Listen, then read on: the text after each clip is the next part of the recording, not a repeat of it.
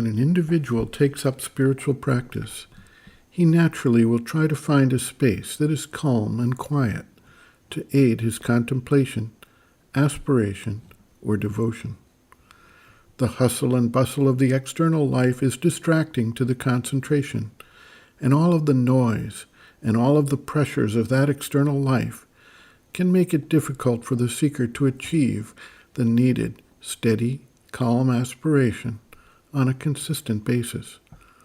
Many seekers believe that they cannot make spiritual progress unless the external environment is calm and quiet. Spirituality cannot be conditioned upon any particular outer circumstances. Sri Krishna delivers his teaching to Arjuna on an actual battlefield, which illustrates the need for the seeker to not be affected by the outer circumstances, but rather to create the spiritual readiness, awaken the aspiration, and create the consecration within himself, regardless of outer circumstances.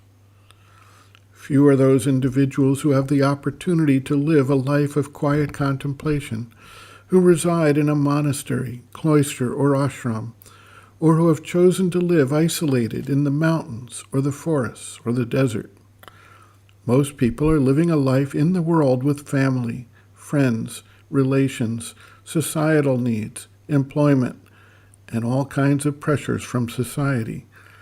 These individuals may take an occasional time off through a retreat, a workshop, or a vacation of some sort, which may help to recenter the energy if it has become distressed.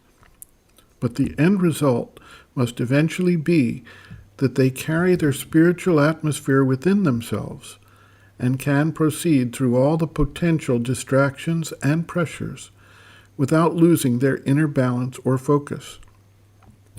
An individual can carry the spiritual atmosphere around with him regardless of outer conditions. In many instances, he can make conscious choices that help create the optimum outer circumstances. For instance, he can choose to remain home or go to a quiet library rather than going out to a club or large noisy event of some sort. Consciously determining, whenever possible, where to be at any point in time can be an aid without making this an actual determining factor for creating one's own inner space of quiet aspiration and silent spiritual focus. When such venue choices are not possible, the individual should be able to continue on, nevertheless, with the sadhana. Sri Aurobindo notes, quote, "There can be an intense but quiet aspiration which does not disturb the harmony of the inner being. Calm, discrimination, detachment, but not indifference, are all very important, for their opposites impede very much the transforming action. Intensity of aspiration should be there, but it must go along with these. No hurry, no inertia, neither rajasic over-eagerness, nor tamasic discouragement, a steady and persistent but quiet call and working.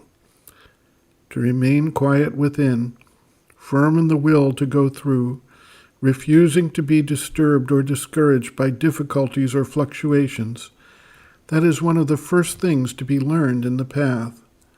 To do otherwise is to encourage the instability of consciousness. A spiritual atmosphere is more important than outer conditions. If one can get that, and also create one's own spiritual air to breathe in and live in it, that is the true condition of progress.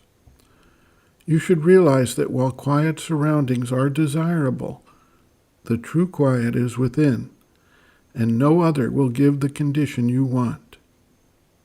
End quote. Reference, Sri Aurobindo and the Mother, Looking from Within, Chapter 5, Attitudes on the Path, pages 115 to 116.